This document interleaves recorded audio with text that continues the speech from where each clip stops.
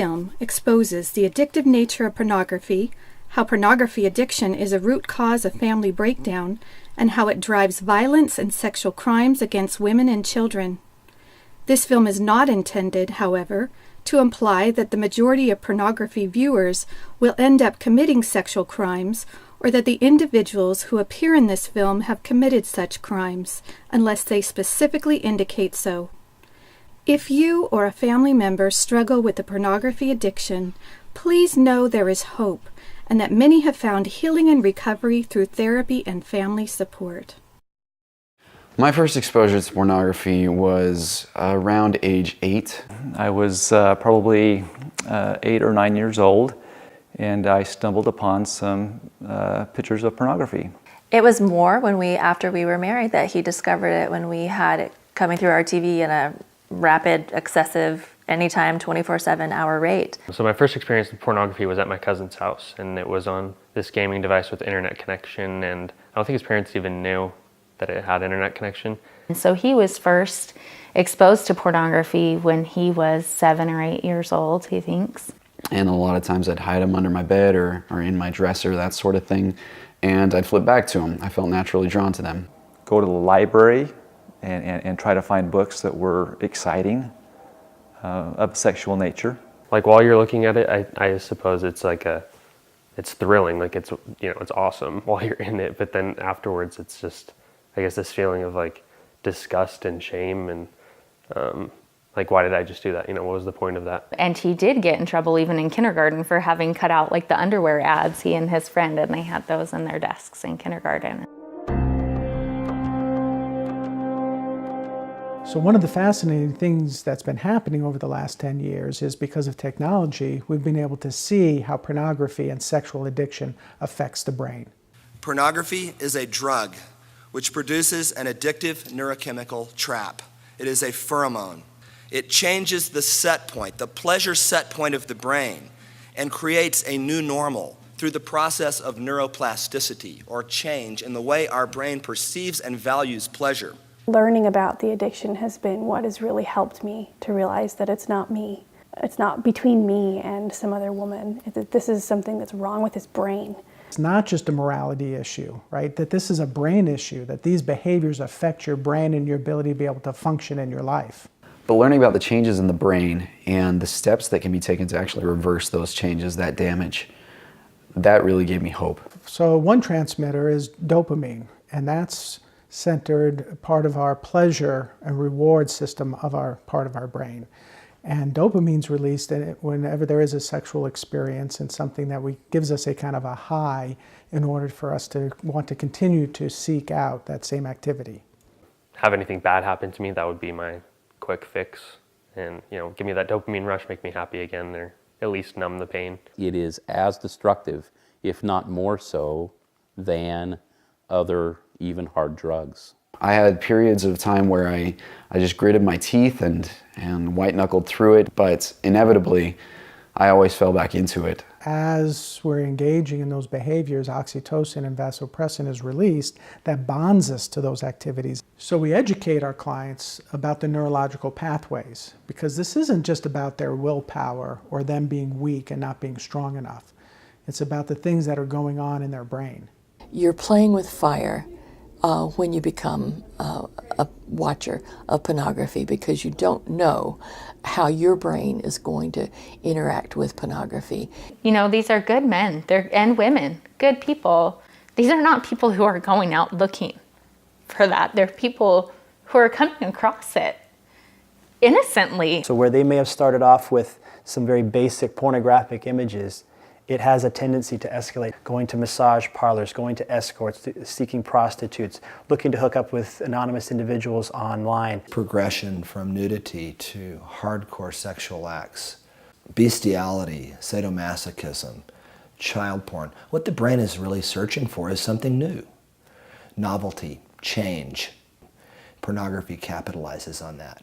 It can extend to various things. Not everybody falls into all those categories, but each one of them falls into some category where it continues to escalate. Very rarely have I seen somebody who started with pornography and it just stayed basic pornography. So for me, I started out with just pictures, and that was it, that did it for me. And then it got progressively worse. It got stories, videos, intense videos, long videos, and there didn't seem to be an end. I had come to realize that it's not just men looking at pictures. It's something that changes in the brain.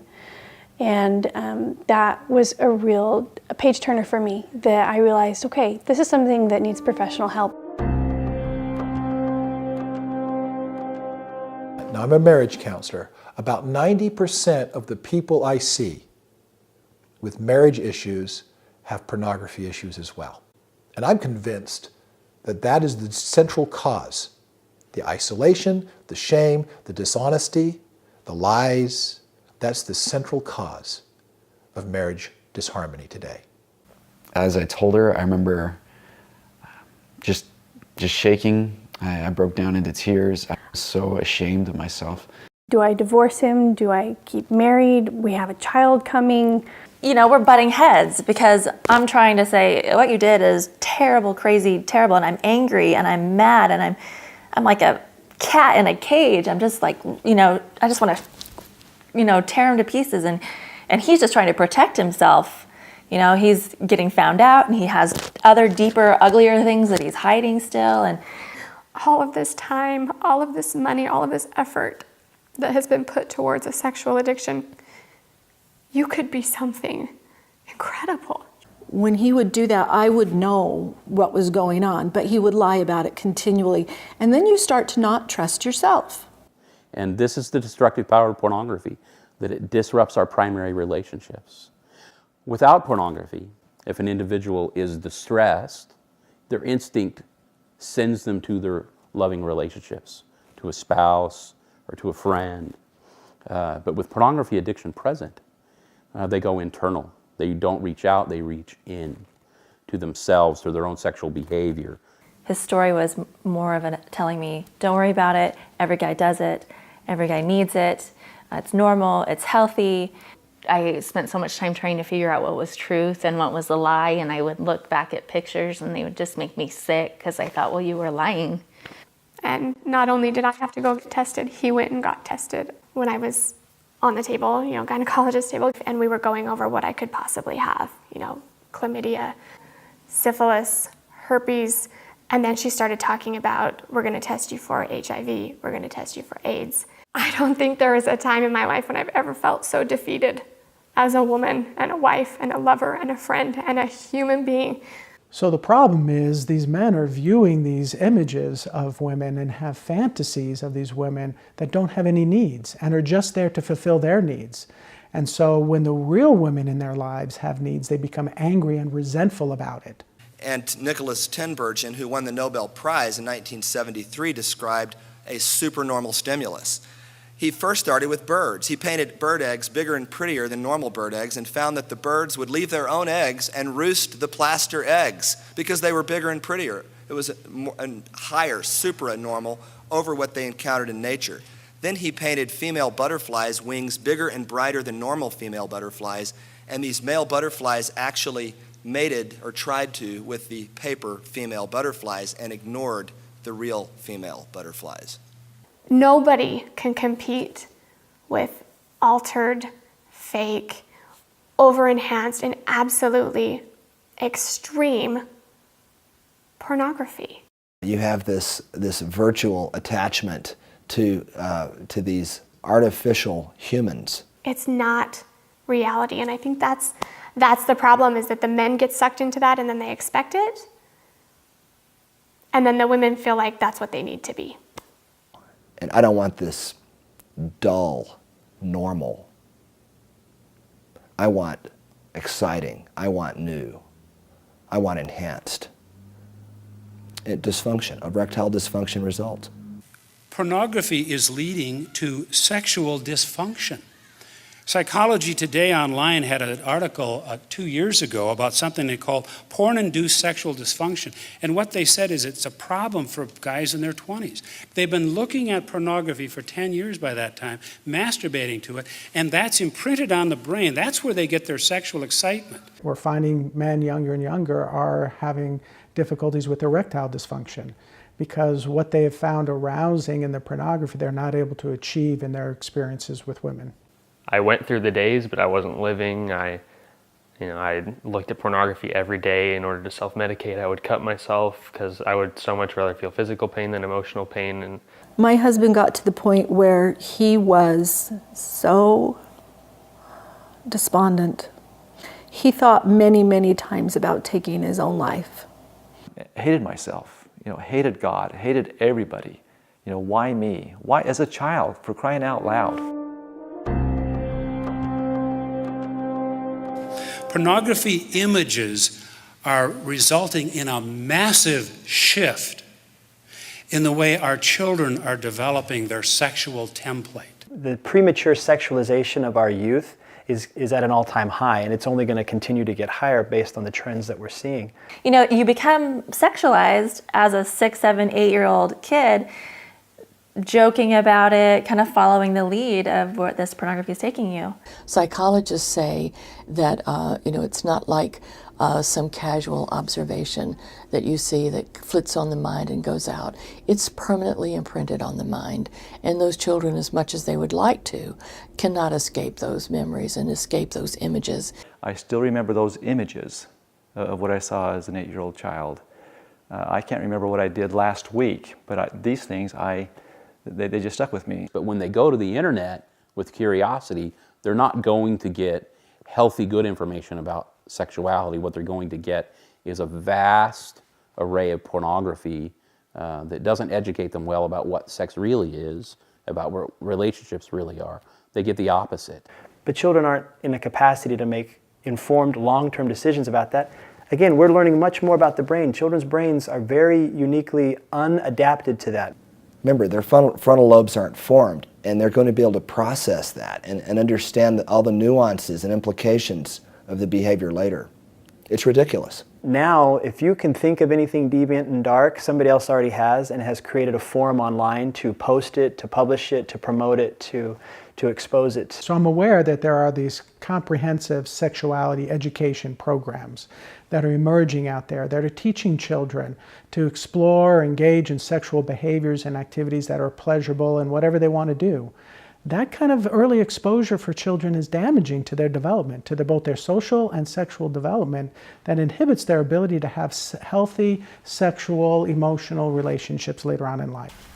When sexual freedom is the priority, when people are encouraged to begin sexual activity at an early age, to explore and to experiment with different partners, then sexual health suffers. It is a normal, natural response for your body to respond to another naked body that way. But it's just not the right time for someone so young. There's no stop valve. It's experience all the sex you want. If it were a cake, it would be eating a chocolate cake at every meal. Infection, cancer, infertility, unwanted pregnancy. It is primarily girls and women who suffer the consequences of early sexual activity and multiple partners. That's not sexist. That's biology. If they could connect the dots and see that our children are being sexualized so early that they are developing unhealthy body image and sexual relationship images of what that should be like. In an attempt to provide it for adults has fallen into the hands of children and adolescents in a way that is seriously destructive to their own emotional and sexual development.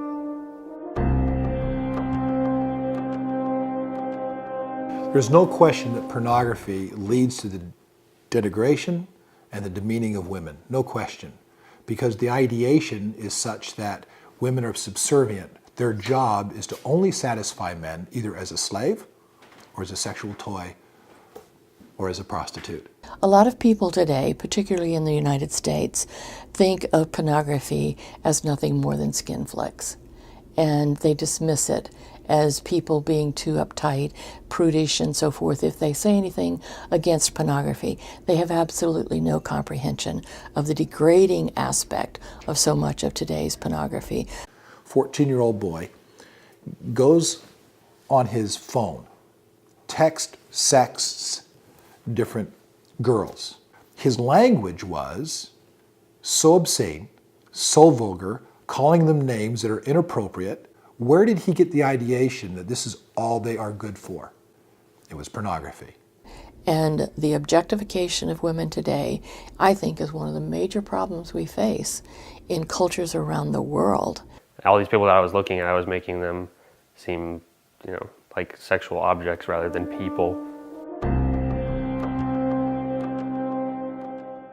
It's surprising that many of those who are seeking to improve the status of women are passive or accepting of pornography, which is so demeaning to women. Shelley Lubin, who now works on the good side and helps fight pornography, former pornography actress, said many actresses admit they've experienced sexual abuse, physical abuse, etc. She says the same horrible violations we experience then we relive in front of the camera, and we hate every minute of it. So also the Bridge study showed of the top 250 porn titles, 90% of them depict violence against women, as defined by slapping, hitting, hair pulling, gagging, choking, and name-calling. The more violence and abuse that is depicted in pornography has a greater sell value on the internet. Pornographers know this and they push this. Do the men that watch that just decide, hey, I can watch this, but it's all fantasy. It's not real. It is real. The women are actually experiencing what's on the screen. So you need to understand that this is someone's mother. This is someone's daughter. This is someone's sister. And you wouldn't want your mother or daughter or sister to be viewed in that way. We know, for instance, from the HALT meta-analysis, which did look at multiple studies and did conclude that yes, men who view pornography are more accepting of the rape myth, that women enjoy rape and want it. Today, violence against women is on the increase. Rape is on the increase. In the UK, the government has identified a substantial number of child-on-child victims who were harmed because of the pornography consumption of the perpetrator. I have had cases where the pornography addiction in a man progressed to the point where he violently raped his own daughter.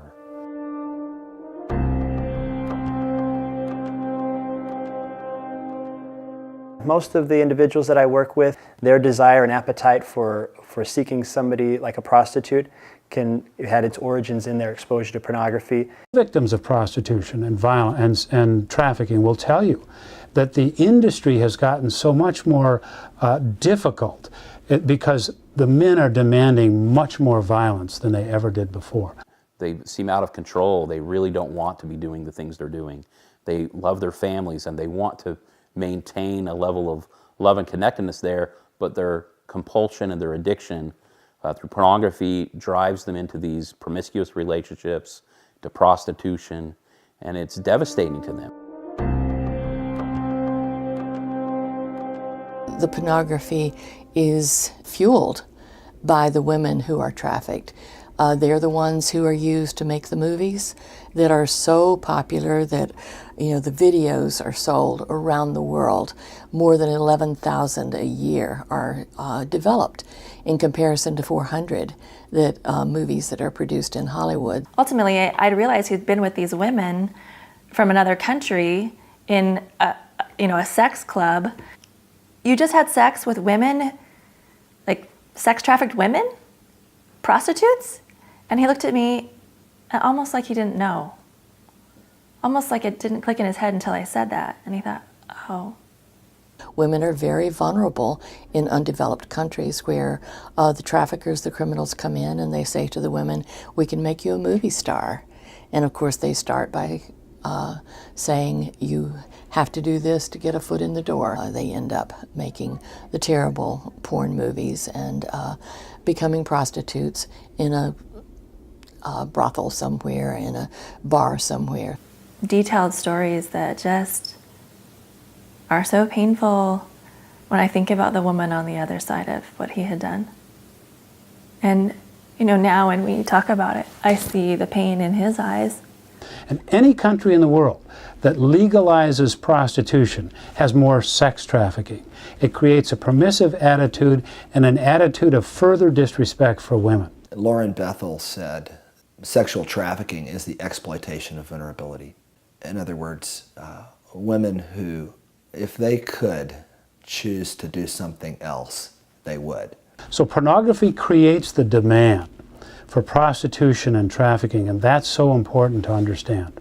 I think sex trafficking isn't just a foreign problem, something that happens in another country, somewhere else. It was going on in my neighborhood down the street from me. I can point them out, I know what to look for. He was working with a pimp who had been imprisoned, and he said, tell me how you find the girls that you use for your movies.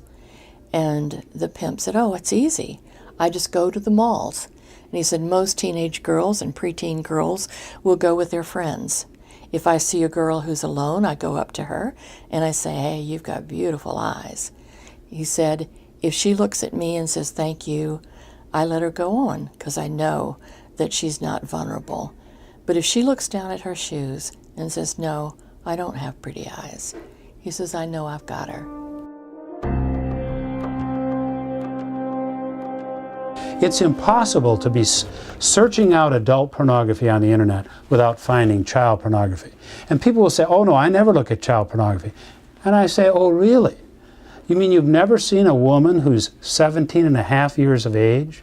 What about a 16-year-old, a 14-year-old? I was speaking in Arizona a few years ago, and a prosecutor was there who prosecuted obscenity and sex crimes there in Arizona. And he called adult pornography the gateway drug for child porn. And they're arresting many married men, grandparents, many high school kids, because they don't distinguish between adult and child pornography after a time. So they're trying to make actresses look either pubescent or even prepubescent to sculpt those brain tastes younger and younger.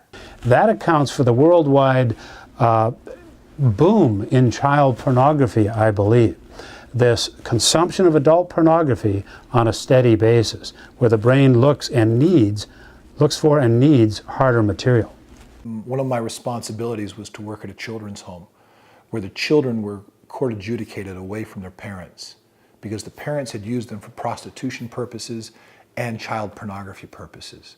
So these parents had actually taken pictures of their children and put them on the internet, okay, for the sale. They had also sold their children at different parties and things for sexual favors. It wasn't just one or two kids. We were dealing with 50, 60, 70, 100 different children who would have this take place in their lives. In more developed countries, the runaways, the castaways, the throwaway children are the ones who are so vulnerable because the criminal networks know where they are, they know how to find them, and they prey on them. The experts say that a child who runs away will probably be in the hands of a criminal network within 48 hours.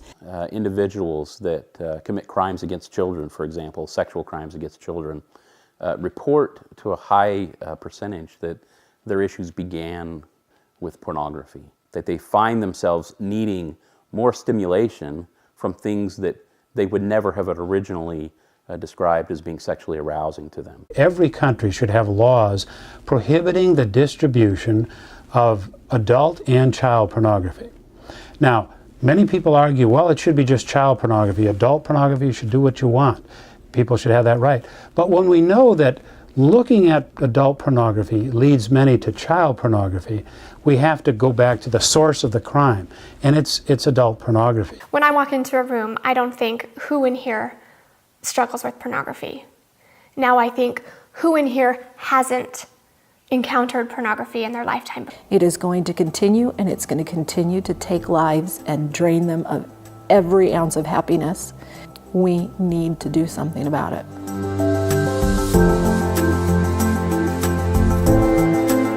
Knowledge is power.